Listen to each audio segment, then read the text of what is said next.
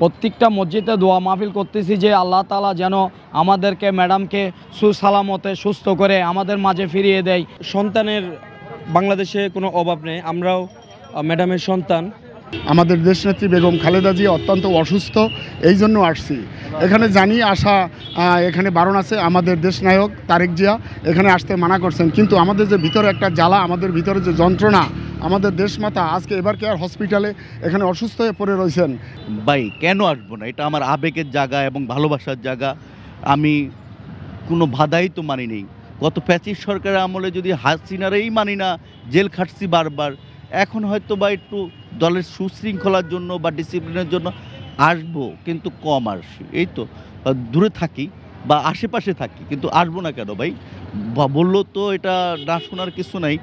মানে দলের কমানো শুনতে হয়, কিন্তু ভালোবাসা তো আর বন্ধ রাখা যায় না ভাই। এটা বাধা মানে না কোনো কিছু। জিয়াউর রহমান শাহাদাত বরণ করার পরে একমাত্র ম্যাডাম খালেদা জিয়া উনি এই দলের হাল ধরছে। তারেক রহমান কোকো তারা ছিল ছোট, এই দলকে উনিই সামলাইছে, দলের নেতৃবৃন্দদেরকে উনি সামলাইছে, উনি দলের নেতৃবৃন্দকে পরিচালনা করছে। ওনার সঠিক নেতৃত্ব, আপসহীন নেতৃত্বে আজ দলের এই অবস্থান দাঁড়িয়েছে। দীর্ঘ 17 বছর আমাদের উপরে অনেক হামলা মামলা হয়েছে, অনেকভাবে আমরা নির্যাতিত হয়েছি।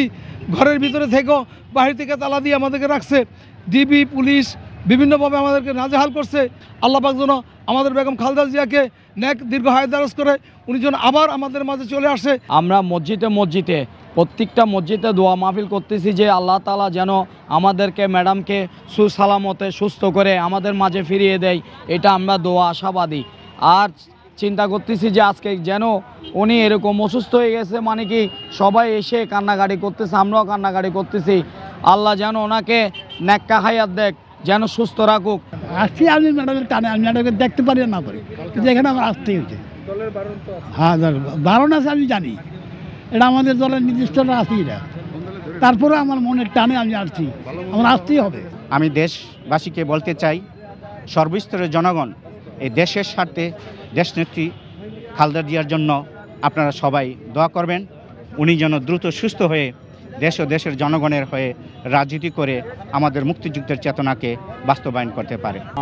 আল্লাহর কাছে দোয়া ছাড়া আমরা দোয়া চাই মার জন্য সারা বাংলাদেশের কাছে, এবং আমাদের মাঝে আবারও উনি ফিরত আসে, আমাদের এই দেশের হাল ধরে, এই দোয়াই করি এবং সারা বাংলাদেশের মানুষের কাছে এই দোয়াটাই মনে প্রাণে চাই।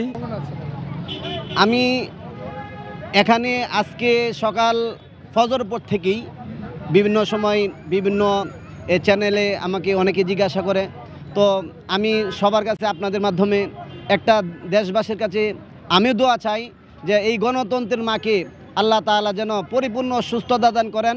এবং আমরা ইতিপূর্বে ফ্যাসিস্ট সরকারের যে একটা রায় শুনেছি, যে মৃত্যুদণ্ড, আমরা আশা করি আল্লাহ তাআলা উনাকে, এই ফ্যাসিস্ট সরকার শেখ হাসিনাকে ফাঁসি দেওয়া পর্যন্ত আল্লাহ তাআলা যেন উনাকে বাঁচিয়ে রাখেন।